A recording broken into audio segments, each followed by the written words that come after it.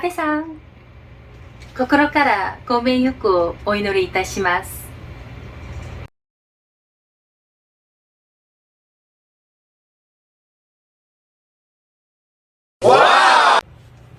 안녕 아베, 굿바이 아베, 사유나라 아베. 안녕하세요. 홍지인 뉴스TV 그러니께 전용식입니다. 일본의 정치 지도자죠. 아베 신조 전 일본 총리가 죽었습니다. 한국의 정치인들은 일본인들로부터 존경받는 인물이 죽었다고 애도의 글을 남기기도 하고 혹은 조문을 가기도 했습니다. 웃기죠? 암살에 의한 것이든 자연사이든 한 인간의 죽음에 조의를 표하는 것은 당연합니다. 하지만 아베의 죽음은 남다릅니다. 특히 한국인 대한민국의 처지에서는 더욱 그러합니다. 여기서 그러니까 전용식 한마디 하겠습니다. 한국의 정치인들 특정 인물 이름은 거론하지 않겠습니다. 다만 실망스럽습니다. 그래서 수박이라는 신조어가 탄생했는지도 모르겠습니다. 그 한국의 정치 지도자라는 분들, 일본인들로부터 존경받는 인물이 죽었다고 존경받는 이라는 표현을 쓰는 한국의 정치 지도자분들 왜 그러십니까? 정녕 무지해서 그러한 표현을 한 겁니까? 제발 역사의식을 탑재하시기를 물론 한 인간이 죽으면 공과 과오를 따져봐야 합니다. 그런데 왜 우리는 애써 애도의 말과 추모의 행렬로 멀고도 가까운 저 일본 땅에서 죽은 아베 그 안타까움을 표해야 하는지, 그것이 외교입니까?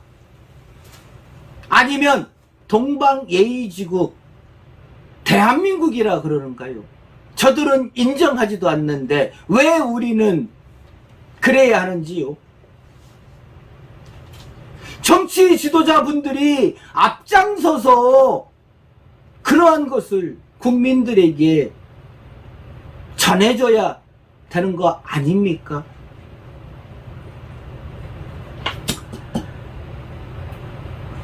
정녕 일본의 지난날 만행과 아베 신조의 망언을 잊었단 말씀이십니까?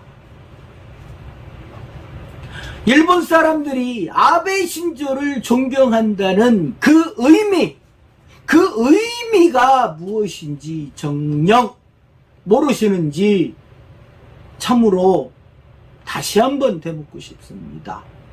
일본의 군국주의의 부활을 꿈꿨고 자위대의 재무장을 꿈꿨던 그런 정치인 아베 신조, 그 아베 신조는 일본 국민들을 신군국주의로 정신적 무장을 시켰던 인물입니다. 그렇기 때문에 결코 대한민국의 정치적 지도자들이 표현해서는 안 될 무지의 산물 또는 친일의 산물이라고밖에 생각이 안 듭니다. 어쩌면 그러한 친일 의식이 밑바닥에 깔려 있으니 정산해야 할 우리의 역사가 답보 상태에 놓여 있는지 심히 우려스럽습니다. 자, 일본 사람들이 생각하는 정치 지도자의 모습은 어떤 모습일까요? 오직 칼로서 무자비하게 백성을 다스리고 도륙을 한 일본의 역사, 그 일본의 역사를 돌이켜 보면 답은 나옵니다. 그들 지도자의 얼굴은 겉으로는 근엄하고 인자한 표정을 짓고 있지만 근엄한 표정 뒤에 숨겨진 야수, 짐승, 그러한 모습에 가까울 것입니다. 그러한 모습에 가까운 인간이 아베, 예, 이번에 쓰러진, 총탄에 쓰러진 아베 신조 전 총리의 모습이 아닐까, 이렇게 여겨집니다. 그러한 아베 신조의 망언 최윤경 기자가 전합니다.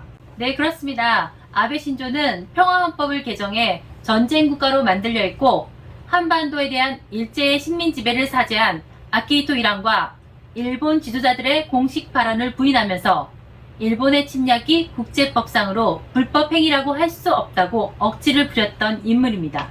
그리고 독도가 일본 고유의 영토라고 강변했을 뿐 아니라 일본이 종군 위안부를 강제 동원의 성노예로 삼았던 사실 역시 지어낸 이야기, 근거가 없는 것이라고 주장해 공분을 자아내기도 했습니다. 이 같은 거짓된 진실을 전 세계에 널리 알려야 한다고 공공연히 떠들고 다니기도 했습니다.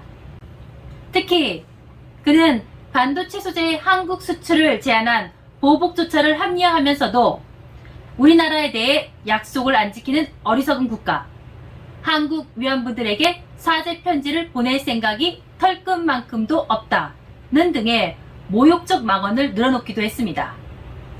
안중근 의사의 하얼빈 의거와 관련해서는 그 역사적 맥락에 대한 언급도 없이 마치 안의사를 이토 히로부미의 단순 살해범 정도로 폄하하기도 했습니다. 총탄에 쓰러진 아베의 모습을 보고 왜 안중근 의사의 모습과 오버랩되는지 모르겠습니다. 사필귀정. 남의 눈에서 눈물을 흐리게 하면 자신의 눈에서는 피눈물이 난다. 예, 사필귀정입니다. 첨언에서 아베는 식민 지배 반성을 전면으로 거부한 인물이기도 합니다. 참 대단한 사람입니다.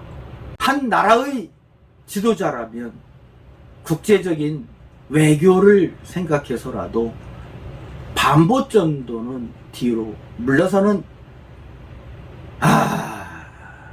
척이라도 할 텐데 그런 것을 일체 거부했습니다.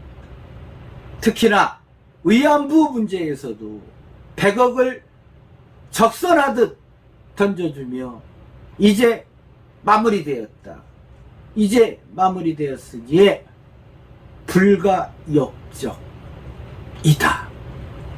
다시 말해 대한민국에게, 한국에게 더 이상 거지 같은 구걸은 하지 말라, 이러한 표현을 한 작자가 바로 아베 신조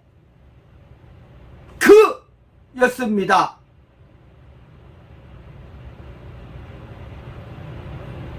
그런 인간에게 우리나라 대한민국 정치 지도자들이 존경받는, 일본의 존경받는 지도자라고 운운하는 것이 과연 맞습니까? 그리고 조선인 강제동원 배상 문제 역시 마찬가지입니다. 이미 끝났으니 단 한 푼도 줄 수 없다. 완전 야, 이 씨발 이거 완전 거지냐 우리가? 대한민국이 거지야? 이 거지 같은 새끼들아? 완전 장기판에 졸로 본 겁니다. 한국을. 그렇습니다. 다소 목소리가 격양됐는데요. 완전히 한국을 장기판에 졸로 본 것입니다. 졸로 본 대표적인 사례 또 있습니다. 그렇습니다. 딱 3년 전인 2019년 7월 우리나라 대법원의 배상 승소 판결에 대응해서 아베는 우리나라 반도체 생산의 아킬레스건인 원재료 수출을 막아 반도체 생산이 중단될 위기까지 몰고 갔습니다. 당시에는 전쟁이나 다름없는, 그러니까 대놓고 경제전쟁을 걸어온 장본인인 것입니다. 그래서 뭉쳤었습니다. 일본 제품 불매운동. 결국은 이 사건이 부메랑이 되어 일본 경제의 하락 원인이 되기도 했습니다. 이러한 아베의 정치적 신념은 임진왜란을 일으킨 정한론의 뿌리를 두고 있다고 합니다. 아시다시피 정한론은 한반도를 정벌하여 일본의 국력을 배양하자는 것인데요. 그렇기 때문에 을사늑약을 강요하고 초대 조선 통감을 지낸 이토 히로무기를 아베 신조는 평소 존경한다고 그렇게 말했던 것입니다. 그렇기에 그런 그인이 전범들 의패가 있는 야스쿠니 신사를 버젓이 참배하는 것, 예, 당연했을 것입니다. 아베는 일본이 세계 어디서든 전쟁을 일으킬 수 있는 평화 헌법 개정을 평생 과업으로 삼은 인물입니다. 그래서 겉으로는 한일 관계 개선이라고 웃고 있지만 한미일 삼각 군사 동맹을 구축하려고 했습니다. 그가 원하는 안보 협력, 그렇지요. 언제든 한반도로 무혈 입성한다는 것. 북한의 이상 징후만 있으면 우리가 들어간다.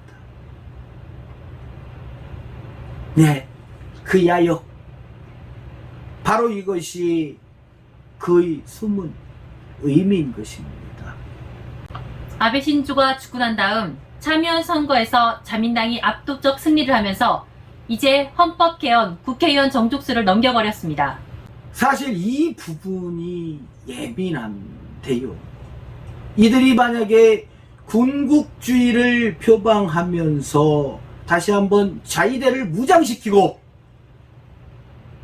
아베의 염원이었던 평화헌법을 개정한다면 어쩌면 역사의 수레바퀴는 다시 재현될 수도 있습니다. 이것이 2022년 7월 지금 우리가 갖고 있는 우려감입니다.